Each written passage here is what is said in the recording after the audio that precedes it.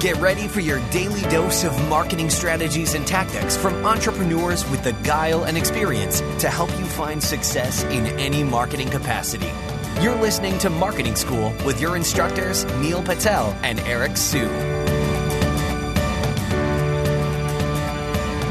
Hello and welcome to another episode of Marketing School. I'm your host, Eric Su. And I'm Neil Patel. And today we're going to talk about how you can use LinkedIn for marketing. So in past episodes, we talked about how we can use LinkedIn for publishing, and that might be included in this episode. But I guess first and foremost, I want to talk about, at least in late 2016, some of the new features that are coming out for LinkedIn that you might want to take advantage of. I actually just spoke to a rep yesterday, and she said that LinkedIn is going to begin offering one-click form fill-out. So basically, you can just click on a button and then all your information will be filled out. And so a lead can just click that, fill out all the information, and you have a new, nice and fresh lead that I'm assuming is going to be able to be pushed to your email service provider or your CRM. So they have a lot of nice new advertising features coming out, but that's number one. Neil, what's number two? If you're trying to market on LinkedIn, one thing that most people don't do, but it works extremely well, is blast out to your whole contact list. You know, when you collect an email list on your website or your blog, and then if you release a blog post, you're selling a product, you blast out to each one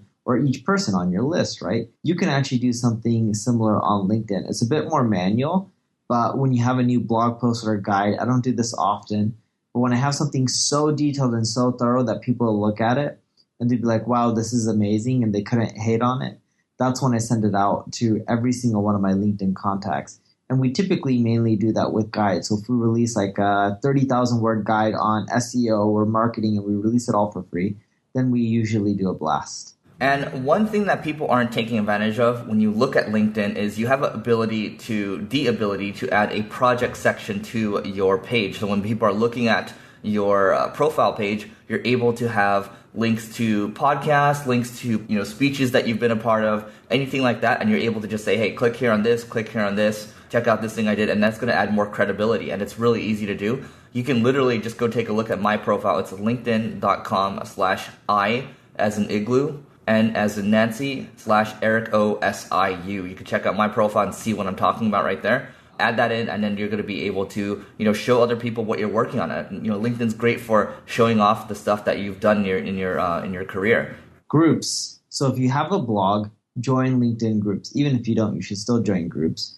But the reason I like them is, so with me, I write marketing-related content. I'll join groups on LinkedIn on advertising, social media marketing, general marketing, copywriting, content marketing, SEO. The list keeps going on and on. I even have groups that I'm part of that just talk about e-commerce, right? Or inbound marketing. Now, once you're part of these groups, what you want to do is participate.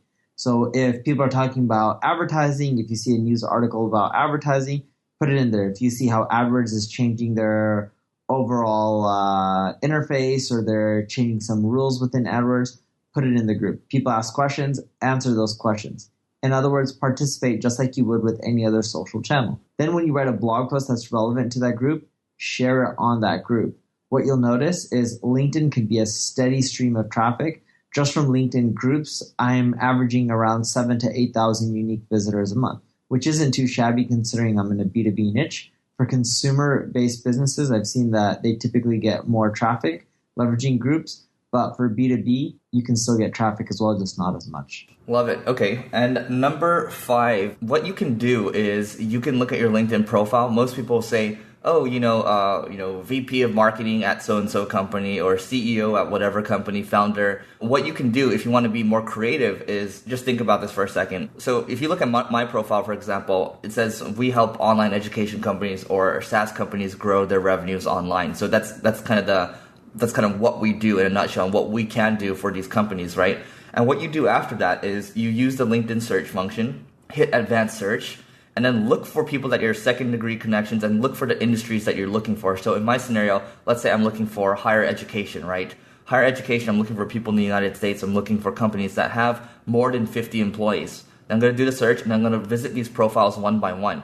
And you're thinking, okay, well, what's the point of doing that? The point of doing that is that you're visiting other people's profiles, and then, for me at least, I'm checking my profiles all the time just to see who's looking at it. Other people are doing that too, because if you keep visiting other people's profiles, they're going to visit your profile back, and that's a chance to you've kind of marketed them, you've warmed them up at least a little bit. That's when you add them, and then if they add you back, you've gotten a little more permission, then you can reach out to them and say, hey, I put together this resource on, online education, for example. You might want to check it out. Or, hey, I noticed this on your website. You might want to fix this. Let me know if you want to chat more. And you're just making, you're just doing things one step at a time. You're warming them up a little bit, warming them up a little more, and then trying to get them a little more interested in what you have to offer. Now, it seems manual, but it does work really, really well. And this is something you can probably have a VA or an assistant take care of for you. The next one is making your LinkedIn profile very specific. Do you recall how Eric just mentioned, hey, at Single Green, we help SaaS companies grow their traffic or revenue. We help education sites grow their revenue or traffic. If you're looking for business from LinkedIn, you need to be really specific. What I found is the more general your profile, the less leads you get. I know that sounds counterintuitive. You'll get more views on your profile, but you won't get the right type of people visiting your profile. The more specific you get, what ends up happening is people are like, oh, wow, this site, this person, they offer these really specific services, and we're in SaaS, and Eric is the only one that we really see on LinkedIn that specializes in SaaS. We got to work with him. That's the mindset that goes through HR people looking for contractors, consulting shops, etc., all on LinkedIn. So go very specific and granular with your profile. If you want some feedback on how you can end up doing this, go look at some of the most popular profiles within your group, because LinkedIn shows they rank you, right? And see what some of these people are doing. If they're just being general, don't copy them. But if you see anyone who's popular and being very specific with their profile, that usually means that they're doing something right. Great. And some other features that are coming to LinkedIn, you're going to have the ability to retarget very, very soon. This other feature should have been rolled out to everyone already. This is the ability to have conversion tracking. So this is something that's been a long time coming.